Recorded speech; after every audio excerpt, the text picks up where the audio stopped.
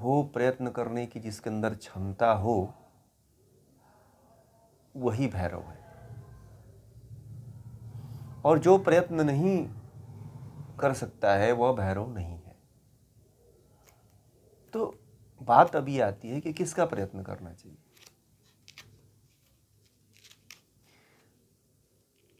संसार में बहुत से ऐसे प्रयत्न हैं जो आप लोग कर रहे हो। धन वैभव बढ़ाने के लिए प्रयत्न कर रहे हो, कुछ पाने का प्रयत्न कर रहे हैं, कुछ खोने का प्रयत्न कर रहे हैं। प्रतिदिन हर एक व्यक्ति से कुछ ना कुछ नए नए प्रयत्न हो रहे हैं। हो रहे हैं कि नहीं हो रहे हैं, बताइए। हो रहे हैं ना। हर व्यक्ति से कोई ना कोई छोटा बड़ा प्रयत्न होता है, और वह प्रयत्न बिना किए हुए नहीं होता है। मान लीजिए इसमें से आप लोगों में से कोई जॉब करता हो, कोई कार्य करता हो, तो वह बिना ऑफिस में जाए हुए क्या उसको जो कंपनी है या सरकार है उसको पैसा दे देती है? नहीं देती है ना। उसमें क्या करना पड़ता है उसको? उसके नियम के अनुसार, उसके गाइडलाइंस के अनुसार जो है उस व्यक्ति को उसमें समय दान देना पड़ता है, कार्य करना पड़ता है। अब जो भी वह कार्य उसको निर्धारित की, ऐसा होता है ना। तो उसके अनुसार जो है व्यक्ति कार्य करता है, और जब प्रयत्न करता है तब जाकर के उसके हाथ में महीने की सैलरी आती है। आती है ना, 20,000, 30,000, 40,000, 50,000, 1,00,000, 2,00,000, जो भी आती है। तो कैसे आई पैसा? प्रयत्न से है। इसी तरह से आध्यात्म में यदि आगे पहुंचना है, आध्यात्म में उतरना है, भैरव बनना है, शिव बनना है, शिवत्व को प्राप्त करना है, ब्रह्म को प्राप्त करना है, ईश्वर को प्राप्त करना है, तो क्या करना चाहिए? प्रयत्न करना चाहिए, क्रिया करना चाहिए। बिना प्रयत्न के आप किसी भी प्रकार की सिद्धि नहीं प्राप्त कर सकते। बिना प्रयत्न के किसी भी प्रकार के लक्ष्य को तक पहुंच नहीं सकते। इसीलिए उद्यम जरूरी है, प्रयत्न जरूरी है। यह हठ योग का ही विषय नहीं है, यह वेदों का विषय रहा है कि उद्यम ही भैरव है, प्रयत्न ही कार्य की सफलता की कुंजी है, ऐसा कहा जाता है। और कुछ आलसियों ने, कुछ निकम्मों लोगों ने कह दिया कि अरे नहीं नहीं, सब तो कृपा से होती है, शक्तिपात हो जाती है, गुरु के चरण के कमल को पकड़ के रखना, छोड़ना मत, मुक्ति मिल जाएगी। बिना प्रयत्न के मुक्ति असंभव है। मुक्ति पाने के लिए भी प्रयत्न करना पड़ता है। खाना खाने के लिए भी हाथ से उठा करके मुंह में डालना पड़ता है, चबाना पड़ता है, तब जाकर के पेट भरता है।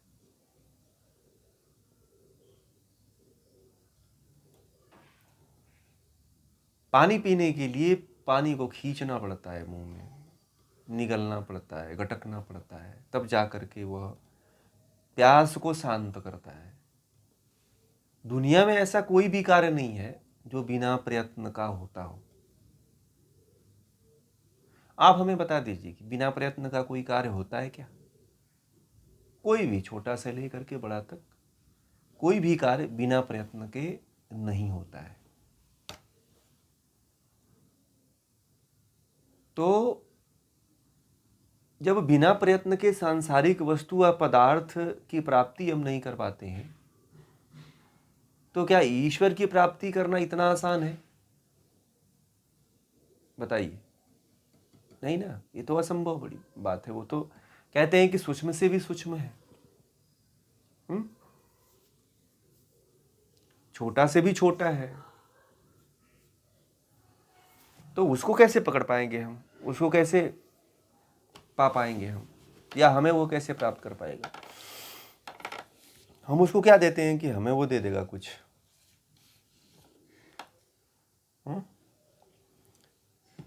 इसलिए प्रयत्न तो क्या करना पड़ेगा? करना पड़ेगा। भैरव बनने के लिए प्रयत्न करना पड़ेगा। अब उसके लिए जो है व्यक्ति को यम नियम का पालन करना पड़ेगा। आसन, प्राणायाम, प्रत्याहार, धारणा, ध्यान, समाधि, इन योग के अष्टांग मार्गों पर चलने का प्रयत्न करना पड़ेगा। ऐसे नहीं कि बिना प्रयत्न के आपको ये मार्गों की सिद्धि मिल जाएगी। यम नियम का फल तो ऐसे मिलेगा नहीं ना। यम नियम के फल को प्राप्त करने के लिए आपको उसका अभ्यास करना पड़ेगा। बहुत लोग तो ऐसे हैं जो इसका अभ्यास करते भी नहीं है और भगवान के मंदिर में भगवान के पास बैठ कर के यही याचना करते रहते हैं कि हे ईश्वर, आप हमें जो है ये चीज़ करवा देना, हमें ये चीज़ दिलवा देना, हमें ये चीज़ प्राप्त करवा देना, हमें ऐसा कर देना, हमें वैसा बना देना। तो ये बताइए, क्या परमात्मा इतना मूर्ख है क्या कि बिना प्रयत्न के, बिना योग्यता के, बिना आपके कुछ विशेष योग्यता के आपको कोई भी चीज़ उपलब्ध करवा दे? और किसी भी चीज़ को प्राप्त करने के लिए किसी भी व्यक्ति के अंदर वैसी योग्यता होना जरूरी है। आपके भीतर योग्यता नहीं है तो बहुत बड़ी चीज़ दे दी भी जाए तो आप उसका आनंद नहीं ले पाओगे। एक कबाड़ी वाला है, उसको आईफोन दे दिया जाए तो वो क्या समझेगा? या जो सरकारें बच्चों को लैपटॉप बांट रही हैं या आईफोन या क्या बोलते हैं उसे, मिनी लैपटॉप, है ना, वो जो बांट रही है, क्या उसका उपयोग वो सही जानते हैं? उसके योग्य हैं क्या वो उसके? अब उस लैपटॉप में और मोबाइल में वो क्या देखते हैं?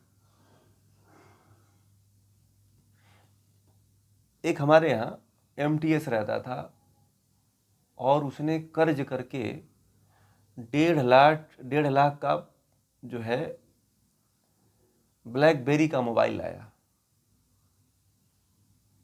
ठीक है, मैंने कहा कि भाई इसमें तुम इतना महंगा लाए हो और करोगे क्या इसका? बोलता कि डाउनलोड करते हैं, मूवी देखते हैं। मैंने कहा अरे भाई, ये तो तुम सिंपल मोबाइल में भी कर सकते थे, और क्या करते हो? तो कहा कि ये देखिए, इसमें गाने ऐसे ऐसे खूब HD में चलते हैं, बड़ा क्लियर पिक्चर आता है। मैंने कहा करोगे क्या उसका? तो और बताओ इसका क्या उपयोग है? बोलेगा कि बस ऐसे सुनते हैं, कैचिंग पावर है, फिंगर लॉक है। मैंने कहा कि बहुत अच्छी बात है। और है फेस लॉक है। मैंने कहा कि और अच्छी बात है। तो इतना लॉक की ज़रूरत क्यों पड़ती है तुम्हें? क्या करते हो कि तुम्हें लॉक लगाना पड़ता है मोबाइल में? ठीक है, आज से 10 साल पहले, समझ रहे हैं, आज से 10 साल पहले एक लड़का था, मैं उस समय इलाहाबाद में था, IAS की तैयारी करते थे, मैं भी उस समय था वहीं पे। 2000 ये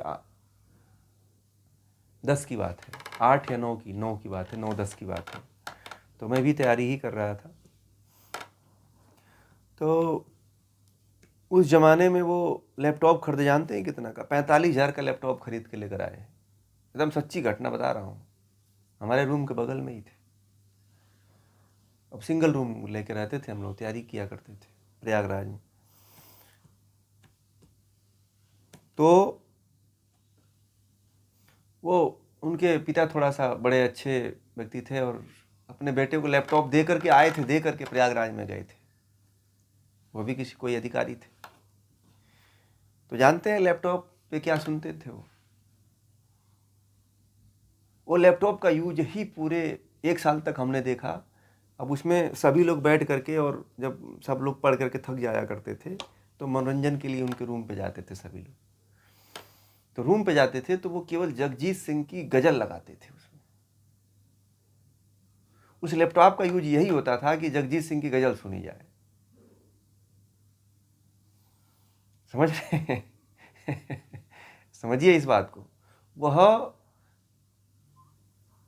और उनको तैयारी करते करते आईएएस की कम से कम 49 साल हो गया था। 48 साल उनको 49 साल उनको कंप्लीट हो चुका था केवल आईएएस की तैयारी करते करते। उन्होंने, उनकी एज ख़त्म हो चुकी थी, दोबारा उन्होंने जो है फिर से हाई स्कूल इंटरमीडिएट का फॉर्म भर के फिर से तैयारी कर रहे थे। आपको देखना है आईएएस और पीसीएस जो बड़े अधिकारी बनते हैं ना, तो आप दिल्ली में मुखर्जी नगर चले जाओ, इलाहाबाद चले जाओ, आपको देखने को मिलेगा कि कितनी उम्र बीत जाती है आईएएस पीसीएस बनने में। तो वहाँ मैं भी था, मेरी तो रुचि नहीं थी, घर वालों की वजह से मैं करता था कोचिंग, पढ़ाई लिखाई। मेरा तो अध्यात्म की तरफ रुचि ज़्यादा रहती थी। तो अब उनको मैंने एक दिन कहा कि आप काहे कितना पैसा खर्च करते हो? जब गज़लें सुनना था तो रेडियो ले लेते, तो ट्रांसमीटर सुन लेते आप, उसमें भी रात को 11 बजे आता है, आप सुनते रहते। बोले कि वो मज़ा नहीं है इसमें। तो मैंने आधा टाइम, आप आधा ज़िंदगी ऐसे ही बिता दी आप। अब आपके पिताजी ने आपको 45,000 का लैपटॉप दे के गए, उसमें भी आप गज़ल ही सुनते हो, कोई बढ़िया काम तो करते नहीं हो आप। तो किसी वस्तु का उपयोग हम करते हैं तो जब तक, वही मैंने कहा ना कि योग्य व्यक्ति के पास किसी चीज़ को पहुंचा दिया जाए ना, तो उसकी वैल्यू समझता है। और वही एक दुकान वाला जो है, आप देखे होंगे, जो ऑनलाइन का कार्य करते हैं, फॉर्म भरते हैं, ऑनलाइन नेट चलाते हैं, टिकट बुकिंग करते हैं, तो उनके पास बहुत ज़्यादा महंगा मोबाइल या लैपटॉप नहीं होता है, सेकेंड हैंड का सस्ता लैपटॉप होता है। उस पर वह सुबह से लेकर शाम तक जो है टिकट बुकिंग करते हैं, ऑनलाइन फॉर्म भरते हैं, ऑनलाइन कार्य करते हैं, टाइपिंग का काम करते हैं, और उस लैपटॉप का सबसे अधिक उपयोग करते हैं वो। परंतु आप देखना, जितने लोगों के पास लैपटॉप है, या तो मूवी देखने के लिए यूज करते हैं, या तो कुछ पर्सनल चीज़ें स्टोरेज करने के काम करते हैं, बस लैपटॉप का कोई उपयोग नहीं है। आज के ज़माने में लैपटॉप और कंप्यूटर का बहुत कम उपयोग रह गया है, मैंने देखा। और घर में अगर बच्चे हैं तो बच्चे गेम के लिए करते हैं। जिनके घरों में कंप्यूटर हो और लैपटॉप हो, तो बच्चे भी केवल गेम खेलने के लिए, और क्या करते हैं, गेम दिन भर सुबह से लेकर शाम तक। उनके लिए कुछ घरों में तो माँ बाप ने उनके लिए गेम के लिए स्पेशल रूम ही बना दिया है। सोने का अलग कमरा है उनका, गेम खेलने के लिए उनका अलग कमरा बना हुआ है। अब जाओगे तो उसमें लैपटॉप, 3D, पता नहीं क्या क्या, उसमें बस बच्चे वही करते रहते हैं।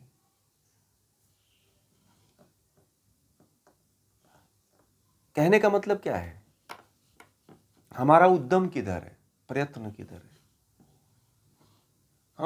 हम जिधर जाना चाहते हैं उधर हमारा प्रयत्न नहीं है, जिधर हम नहीं जाना चाहते हैं प्रयत्न पूरी तरह से उधर ही है।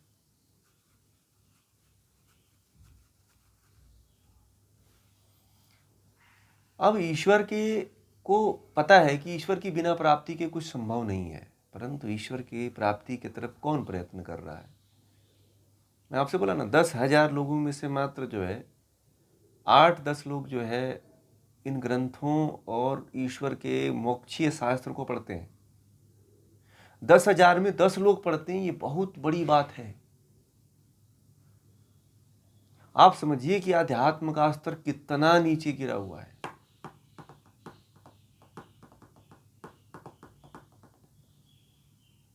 और अभी कोई पाखंड कर दिया जाए तो इतनी भीड़ लगेगी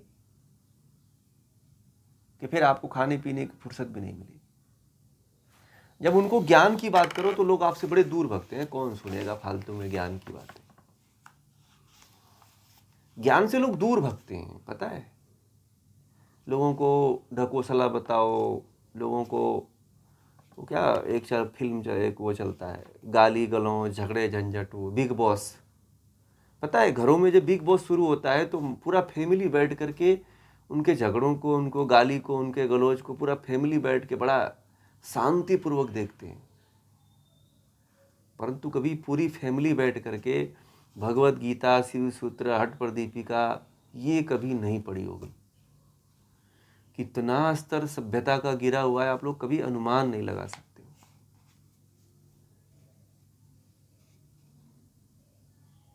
कैसे लोग आध्यात्म की तरफ बढ़ेंगे। लोगों का कल्याण असंभव है, नहीं हो सकता है कल्याण, क्योंकि जो प्रयत्न है वह ईश्वर के तरफ नहीं है, परमात्मा के तरफ नहीं है। और प्रयत्न वही प्रयत्न कहलाता है जो परमात्मा की तरफ जाता हो। आप जीवन में जितना प्रयत्न करते हो वो प्रयत्न नहीं गिना जाता है। उद्यमो भैरव, केवल भैरव बनने के लिए जो उद्यम करता है उसी को प्रयत्न करते हैं कहते हैं।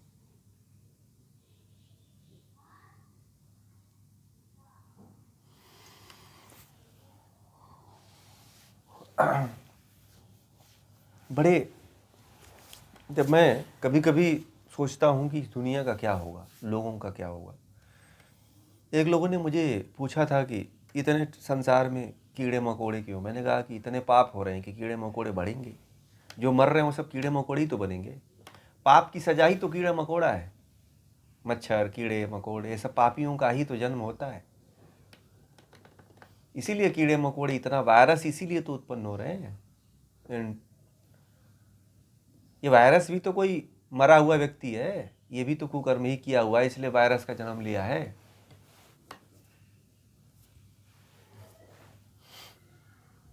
इसीलिए उद्यम अपना देखिए कि हमारा उद्यम किस तरफ है। आप जीवन में कुछ भी कार्य करते रहिए, कोई भी व्यवसाय करिए, परंतु आपका केंद्र की तरह, आप केंद्र की तरफ आपका झुकाव है कि नहीं है, ये देखने का प्रयास करो।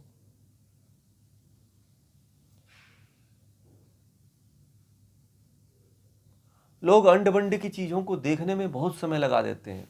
मैंने एक दिन लोगों से कहा है कि आप लोग सुनते क्यों नहीं हो, इतना मैं वीडियो डालता हूँ। तो बोलते हैं कि मन ही नहीं करता है, उसके लिए हमें मन अच्छा नहीं लगता। मैंने कहा कि ये मन को अच्छा बनाने के लिए वीडियो आप लोगों को शेयर की जाती है। ऐसा थोड़ी है कि आप नहा धो लोगे, पंडित जी से पूजा पाठ करवा लोगे तब सुनोगे। नहीं भाई, आप सोते जागते उठते बैठते कभी भी सुनो, एनी टाइम आप सुनो। ये आप लोगों के लिए डाली जाती है। उसमें आपकी समस्या से संबंधित, आपके ज्ञान को वर्धन करने से संबंधित ही वीडियो सब पड़ी रहती। तो आपकी दिशा किधर है, आपकी दशा किधर है, ये आपको पता होना चाहिए।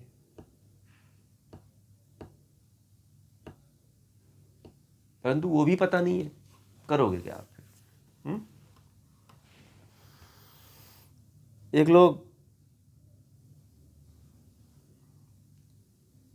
एक लोग मुझे कहे कि मेरा लड़का जो है ना वो पास ही फेल हो जाता है, 5वीं क्लास में ही 2 साल से फेल हो जाता है। तो कोई दवा है तो बता देंगे क्या, कोई योग ऐसा है? तो मैंने कहा कौन सा योग है? कोई योग नहीं है, कोई प्राणायाम नहीं है कि आपके लड़के को पास करवा दे। उसको बोलिए मेहनत करे। मेहनत नहीं करवाना चाहती। लड़के को 1-2 घंटा बैठने के लिए, पढ़ाने के लिए बोलते तो कहती हैं कि लड़का भूखा हो गया, तो उसको और खाना खिला देती हैं और उसको नशा चढ़ जाता है, सोता है पूरा खर्राटे मार करके। तो उसकी माँ कह रही थी कि उसको बड़ा जल्दी जल्दी भूख लग जाता है। अब मैं दिन भर बना के उसको देती ही रहती हूँ। मैंने कहा कि बहुत अच्छा काम करती हूँ। उसको 3-4 बार खिलाइए, जब तक नहीं खिलाएंगे तब तक उसको डिहाइड्रेशन होकर मर जाएगा वो। उसको देते रहो, 4 बार नहीं 5 बार खिलाओ उसको।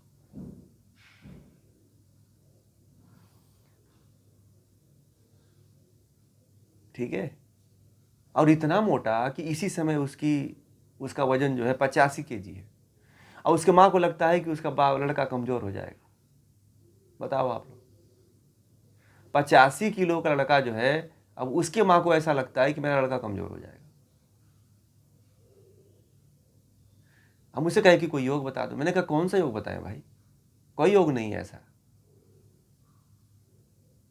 कहीं नहीं कोई योग लिखा हुआ है पुस्तक में कि आपका लड़का पढ़ करके पास हो जाए। आप उसे दबा के खिला देते हो तो सोएगा ही ना वो। एक दिन कहने लगी आकर के कि पहले 6 रोटी खाता था, अब 4 ही रोटी खाता। मैंने कहा कि अभी ज़्यादा ही खा रहा है, कम कराओ, 2 रोटी खिलाओ उसको। बोले कि नहीं नहीं कमज़ोर हो जाएगा वो तो फिर तो। मैंने कहा कि तब ठीक है, आपने बहुत जल्दी उसको जाने का इंतजाम कर रही हैं। एक दिन आके मुझसे कहते हैं कि जितना खाना खिलाता हूँ तो वो मर जाएगा क्या? मैंने कहा कि बहुत जल्दी मरेगा, आपसे पहले ही मरेगा। और 2-3 साल 4 साल 5 साल का मेहमान है वो आपके यहाँ। तो बोली कि ऐसा मत कहिए। मैंने कहा कि नहीं विश्वास है तो आज से नोट कर लो फिर, और फिर 5 साल बाद मुझसे मिलना, फिर मिलना और फिर मुझसे कहना कि मैं क्या कहा था। तो बोली कि ठीक है, आज के बाद मैं प्रयास करूँगा। फिर तो उस दिन से मेरे पास आना ही बंद कर दिया उन्होंने। अब पूछना ही बंद कर दिया कोई योग होता है कि नहीं होता। समस्या ये है कि दिशा है किधर है, हमारा उद्यम किधर है। उद्यम पे भी विशेष ध्यान दीजिए, प्रयत्न पे भी विशेष ध्यान दीजिए कि हम प्रयत्न किस तरफ कर रहे हैं। फालतू के कामों में, फालतू के बातों में, फालतू की चीज़ों में, फालतू के कार्यों में जो अपना समय हम लोग कीमती से कीमती जो समय गंवा देते हैं, यही हमारे उद्यम का नाश करने वाला होता है। और जिस व्यक्ति का उद्यम प्रयत्न नाश हो जाता है, नाश की तरफ मुड़ जाता है, वह व्यक्ति कभी भैरव बन ही नहीं पाता है। भैरव मतलब शिवत्व, शिव।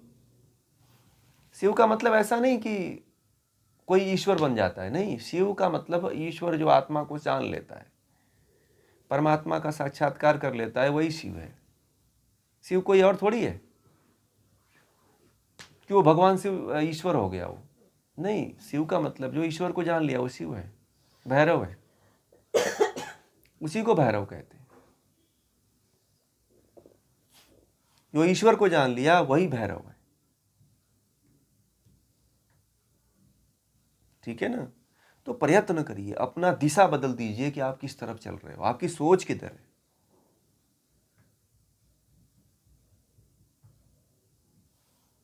एक लोग थे कहे कि चोरी करना तो मेरा पेशा है, नहीं करूंगा तो मेरा घर कैसे चलेगा।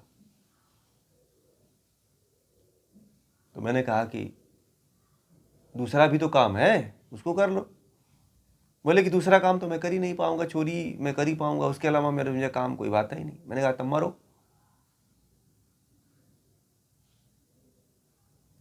आप ये नहीं देखते हो कि आपकी दिशा किधर जा रही है, आप किस तरफ दौड़ लगा रहे हो। ठीक है,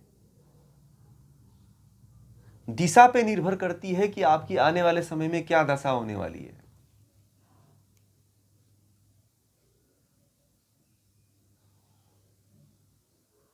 तो दशा के बारे में समझ रहे हैं आप लोग कि दशा हमें कैसी देनी चाहिए।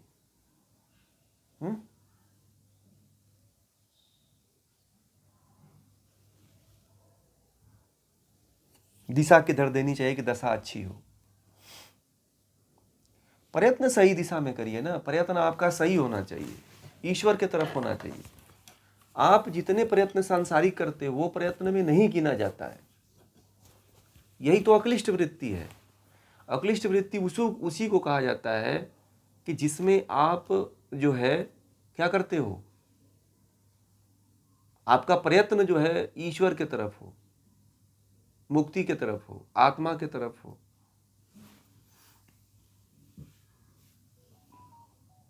ईश्वर को साक्षात्कार करने की तरफ हो, यही प्रयत्न है। बाकी जितने प्रयत्न कहे जाते हैं ना वो सब बेकार हैं मुक्ति के लिए, आत्मोत्थान के लिए।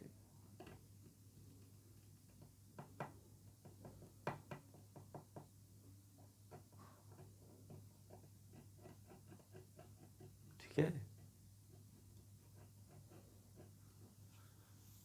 एक साधु था, वो जो है बड़ा सिद्ध व्यक्ति था, सिद्ध हो चुका था, और उसके जितने भी सहपाठी थे, उसके गुरु थे, उसको बड़ा इज्जत दिया करते थे। तो कहते थे कि तू बड़ा पहुंच गया है, तेरे पास ये सिद्धियां हो गई हैं, तेरे पास ये प्राप्त तुझे हो गया है। तो उसे बड़ा सम्मान देते थे, और जब उसको कहीं बुलाया जाता था तो वो कहता था कि ये जो मैंने जितना कार्य किया है ना, ये सब फालतू का काम है। ऐसे ही बोलता था जाकर के लोगों के बीच में। आप लोगों के लिए बड़ा अच्छा कार्य है, परंतु मेरे लिए दुनिया का सबसे बड़ा फालतू कार्य है। लोग कहते थे कि लो, ये तो किसी को मिलता नहीं है, और इसको मिला है तो बोल रहा है कि फालतू का कार्य है। ठीक है, इसको मिला है तो इसको बोल रहा है कि ये फालतू का कार्य है।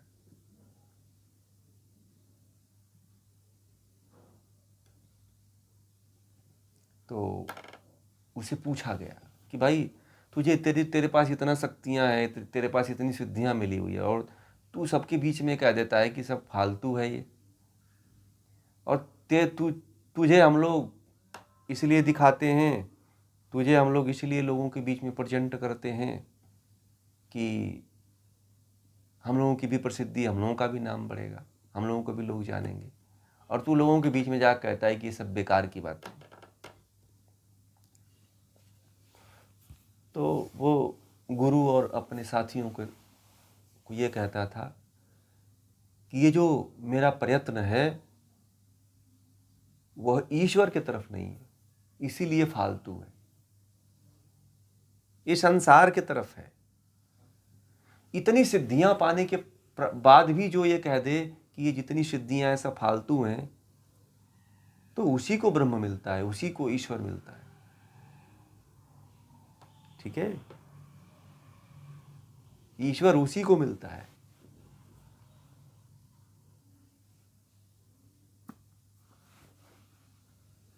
ईश्वर उसको नहीं मिलता है। ठीक है, इस चीज को ध्यान देना कि कभी आपकी दिशा सही हो तो उसको सही मानना।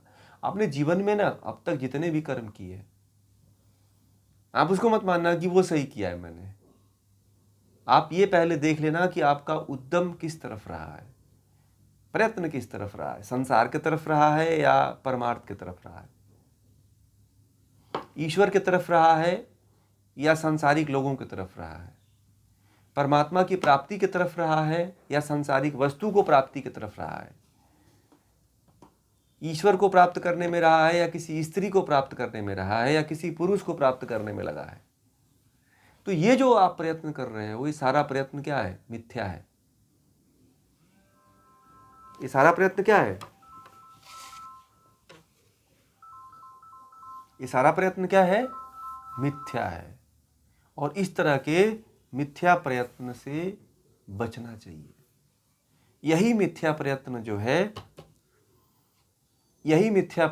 है व्यक्ति को कुछ जीवन में अच्छे उद्गम, अक्लिष्ट उद्यम नहीं करने देता है।